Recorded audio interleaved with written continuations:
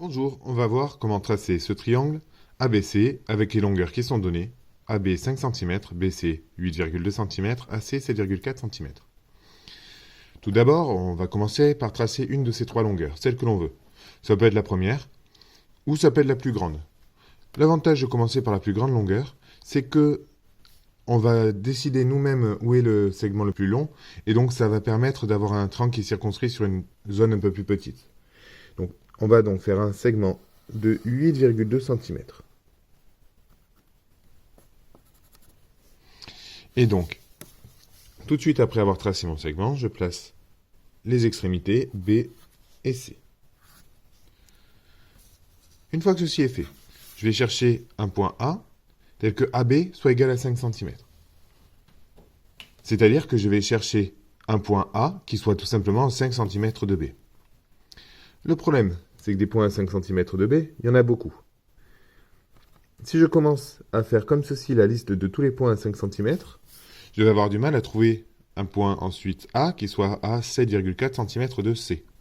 Ici. Donc je vais y aller par tâtonnement, mais ça va être compliqué. Donc je vais essayer de trouver tous les espaces qui sont à 5 cm. Mais si je regarde ici, l'ensemble des points qui sont à 5 cm, finalement, hop, si je suis le tracé de la règle, on voit que ça nous donne un cercle. C'est pour cela que l'on va donc prendre un compas pour tracer le cercle de centre B et de rayon 5 cm.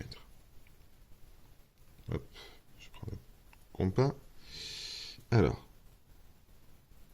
je vais prendre mon écartement de 5 cm. Et je viens tracer le cercle. On voit que l'on retrouve les points que j'avais tracés précédemment. De la même façon, on va chercher à faire un segment de 7,4 cm. Donc, je prends, hop, je remets le crayon sur le compas. Je prends donc un écartement ici de 7,4 cm. Parfait. Et je pointe sur le point C pour faire mon cercle de 7,4 cm. Si ça arrive sur le texte, c'est pas grave. C'est pas grave. Par contre, je vous rappelle que les figures sont toujours au crayon à papier. Donc voilà, on voit bien qu'on a un point A à 7,4 cm du point C et un point B qui est lui aussi à 5 cm du point A, ce que l'on voulait. Donc, il ne me reste plus qu'à relier.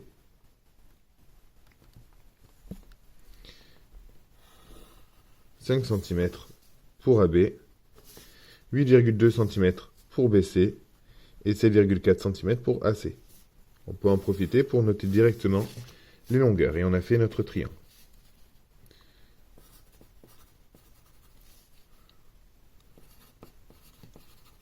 Ça, c'était pour le premier triangle.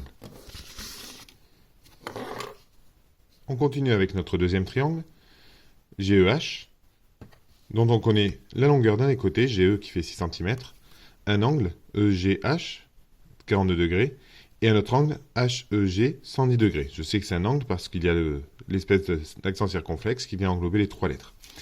Cet accent circonflexe, on pourrait le voir comme ici, au lieu EGH, au lieu d'avoir l'espèce d'accent circonflexe sur les trois lettres, c'est un petit peu comme si j'avais ici décalé pour finalement imaginer que l'on a ici un point E,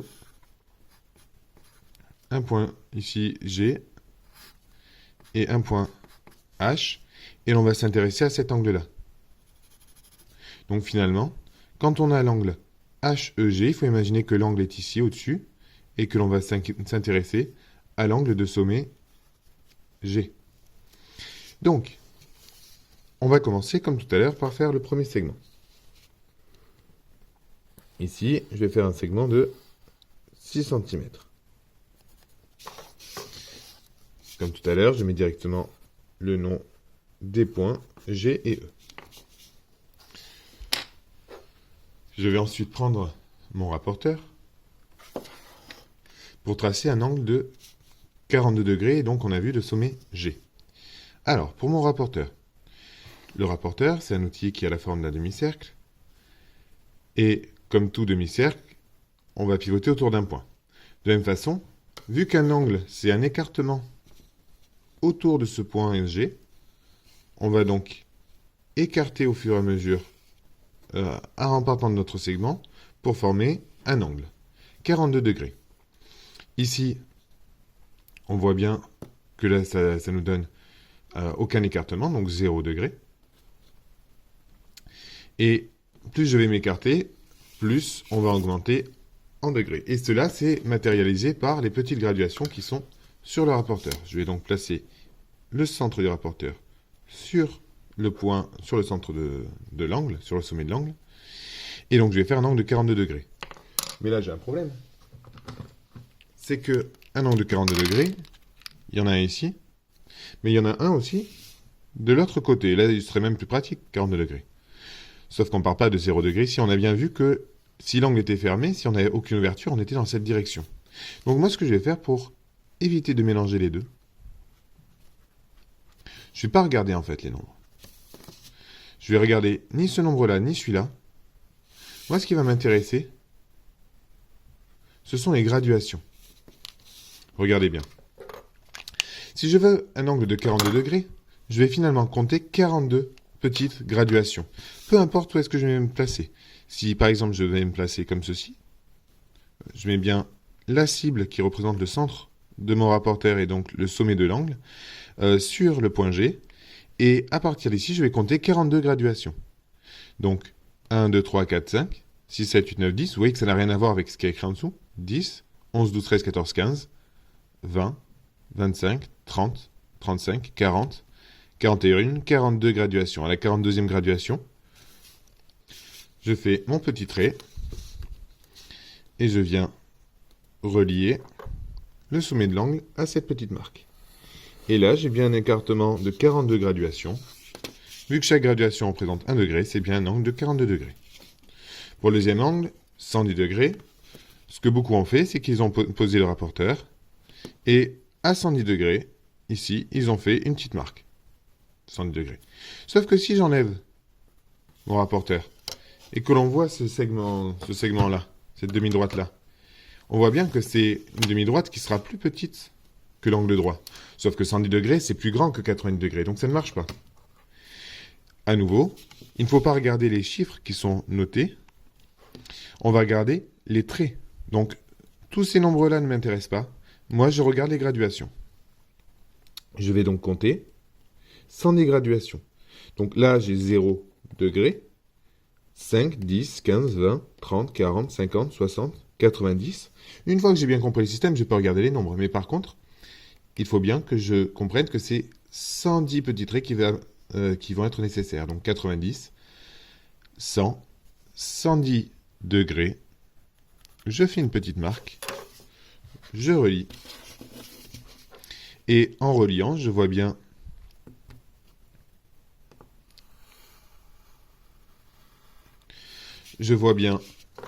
que j'ai dépassé l'angle de 90 degrés.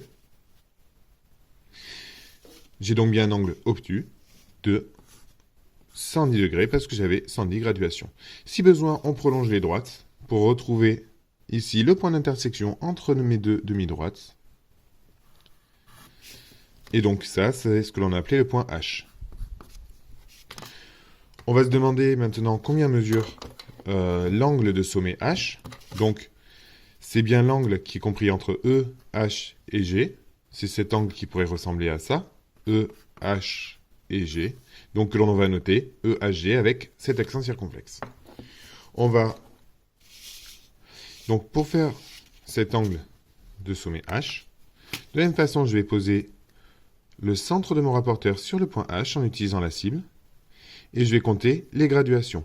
Peu importe d'où est-ce que je vais partir, je vais compter les petits traits. 1, 2, 3, 4, 5 graduations. 10, 15, 20, 25, 26, 27, 28 graduations. Donc ici, 28 degrés. Comment est-ce qu'on aurait pu le retrouver? C'est très simple. Souvenez-vous qu'un triangle permet de faire un demi-tour. Ici, avec un triangle, je peux faire un demi-tour. C'est-à-dire que si je fais l'angle de sommet G, donc EGH, plus l'angle de sommet E, GEH, plus mon dernier angle, GHE, le total fait 180 degrés. Et donc finalement, 110 degrés plus 42 degrés, plus l'angle de sommet H, fait 180 degrés. Là, j'avais 152 degrés. Il fallait que je rajoute quelque chose pour avoir 180 degrés. Et ici, et 180 degrés, moins 152 degrés, je retrouve bien 28 degrés. Ça correspond à mon angle de sommet H.